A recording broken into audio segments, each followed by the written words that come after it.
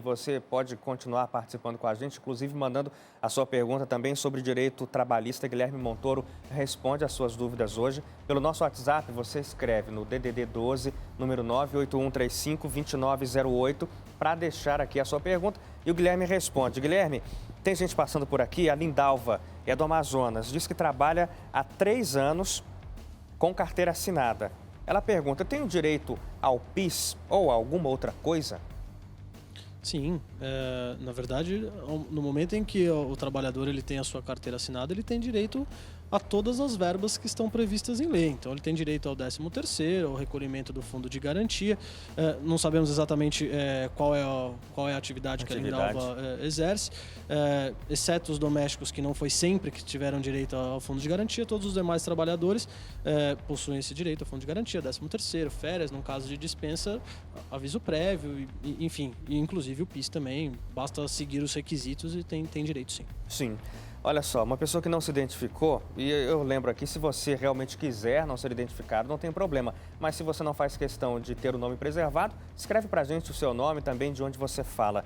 A pessoa escreve assim, dizendo que foi contratada e ao começar o treinamento na empresa, passou 2 dias, a empresa abre de domingo a domingo também nos feriados. Ela disse que teria direito a uma folga semanal, mas como ela é de uma religião, ela é adventista do 7º dia, ela pediu folgas aos sábados, mas não permitiram. A pergunta dela é a seguinte, tenho algo a fazer porque mandaram eu pedir demissão depois de 2 dias de carteira assinada. Bem, nenhum trabalhador é obrigado a pedir demissão. Então, caso ela pretenda continuar trabalhando na empresa, ela não deve pedir demissão. Ele não é obrigado a pedir demissão, porque senão ela abre mão dos seus direitos. Provavelmente ela está num período de experiência. Cabe à empresa avaliar se, diante das condições que ela tem para o trabalho e com essas necessidades de folga, vai se adequar. Então, a empresa vai avaliar isso dentro desse período de experiência e, eventualmente, prorrogar por prazo indeterminado esse contrato ou então encerrar dentro do período de experiência. Essa questão de feriados religiosos, ela ainda é muito dividida na justiça. Eu particularmente entendo que a empresa deve observar, sim, os feriados religiosos, observando cada crença. Ou seja, quando tiver um feriado de outra religião que não a dela, ela vai trabalhar normalmente e não tem direito a folga e nem tampouco a horas extras com adicional. No feriado da religião dela, ela teria direito à folga. Esse é um entendimento muito pessoal. Na justiça ainda temos... Se divide. Exatamente. Entendi, certo. E olha, hoje é dia de você tirar dúvidas aqui sobre direitos trabalhistas com o especialista nesse assunto, Guilherme Montoro. Você participa com a gente, então, pelo nosso WhatsApp. Anota aí o número DDD 12, número 981352908. 981352908. E aí você manda pra gente a sua dúvida sobre direito trabalhista. E o Guilherme está respondendo ao vivo aqui para você. Guilherme, a Noemi, do Paraná, disse que o patrão não a manda embora. E ela pergunta... se o meu patrão me mandar embora, ele é obrigado a me pagar aviso prévio? No caso de dispensa sem justa causa, o empregador ele pode optar em solicitar ao empregado que trabalhe durante o aviso prévio trabalhado, ou então ele deve indenizar o aviso prévio. Na primeira hipótese do aviso prévio trabalhado, o período máximo de trabalho é o de 30 dias. Sim. Então, se ela possui mais do que 1 ano de trabalho, a cada ano ou fração, ela ganha direito a 3 dias a mais de aviso prévio. Então, dependendo da quantidade dependendo do tempo que ela possui no emprego, ela vai ter mais do que 30 dias de aviso prévio, mas trabalhado só 30, o restante tem que ser indenizado. No caso de aviso prévio indenizado, indeniza-se tudo. Então, no caso de dispensa, sim, tem que pagar o aviso prévio, só precisa verificar a modalidade, se vai ser trabalhado ou se vai ser indenizado. Sim. Agora, olha essa história aqui, da Letícia, de Goiânia, em Goiás, acompanha a gente. Diz que trabalhou por 19 anos como empregada doméstica e nunca teve a carteira assinada. Aliás, ela disse que durante todo esse tempo, durante os 19 anos, a carteira ficou com a ex-patroa.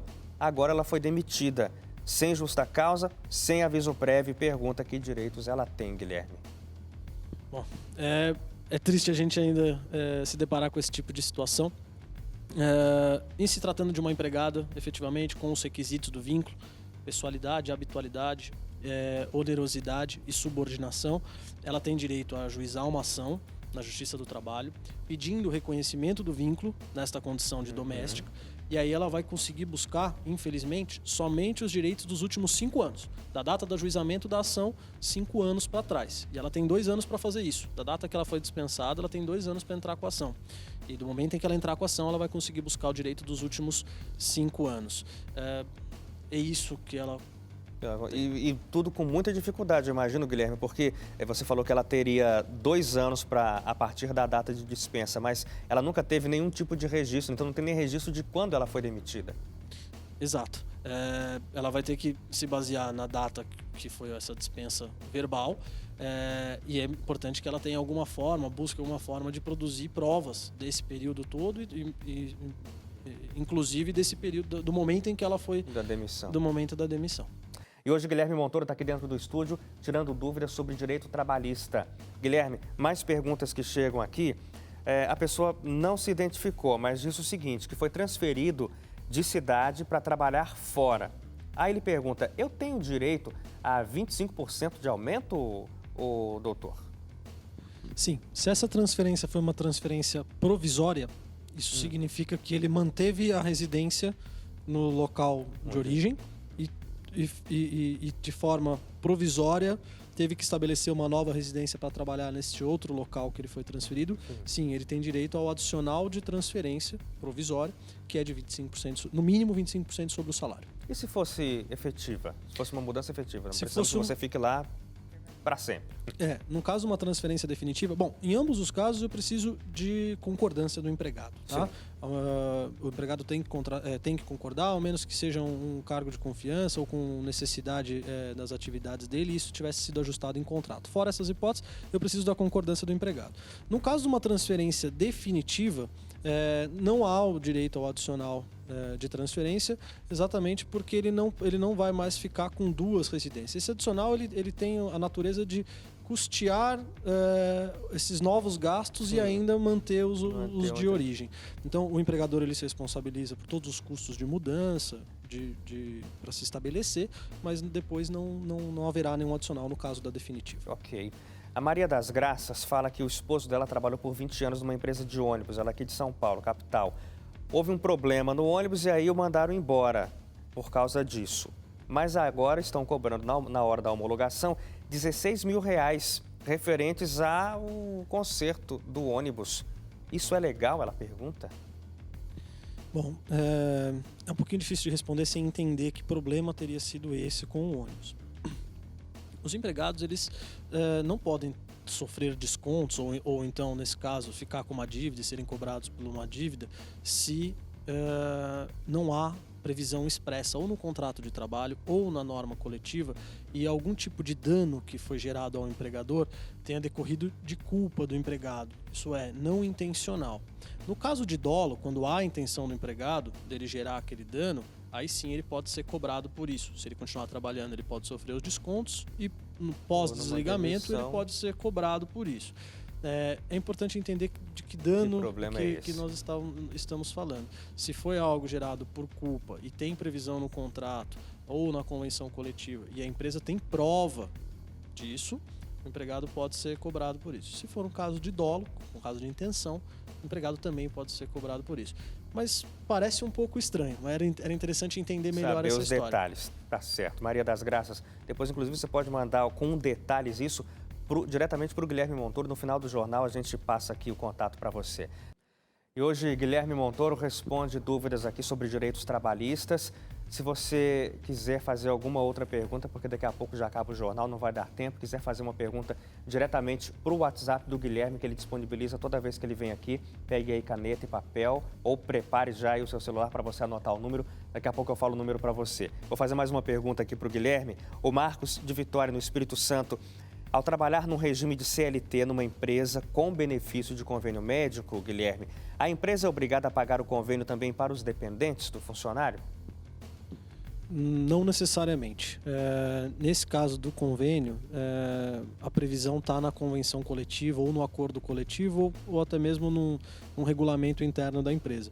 É importante verificar essas normas, ou as normas coletivas ou o regulamento interno da empresa, para verificar se tem a previsão de convênio médico também extensivo para os dependentes. Por lei não existe essa obrigação.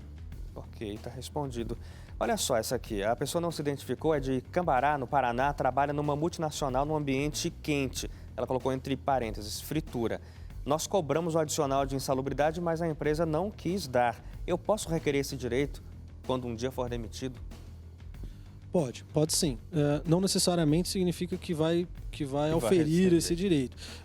Essa é uma questão de ordem técnica, então vai ser necessário um perito judicial inspecionar o local de trabalho, fazer as medições e, se for identificado que a temperatura é superior ao permitido, assim como outras questões ambientais, passa a ser devido sim o adicional de insalubridade e também vai ser fixado, dependendo de qual grau, vai ser fixado o adicional, 10%, 20% ou 40% sobre o salário mínimo. Muito bem. Olha, se você tem alguma dúvida ainda sobre o direito trabalhista, a gente infelizmente não consegue ler todas as perguntas aqui, mas o Guilherme ele disponibiliza um WhatsApp também para que você possa entrar em contato diretamente com o escritório. O WhatsApp tem o DDD 11, anote aí, 11, número 999591089. Vou repetir para você, com calma. DDD 11, número 999591089. Por esse número, por esse WhatsApp, você consegue enviar sua pergunta, inclusive aquela pergunta que ficou aqui da Maria das Graças, pode detalhar melhor para que o Guilherme consiga responder. E tem um e-mail também, quem sabe seja mais fácil para você. Guilherme, qual que é o e-mail? Se for mais fácil pelo e-mail, contato@ltsa.com.br ou no próprio site www.ltsa.com.br.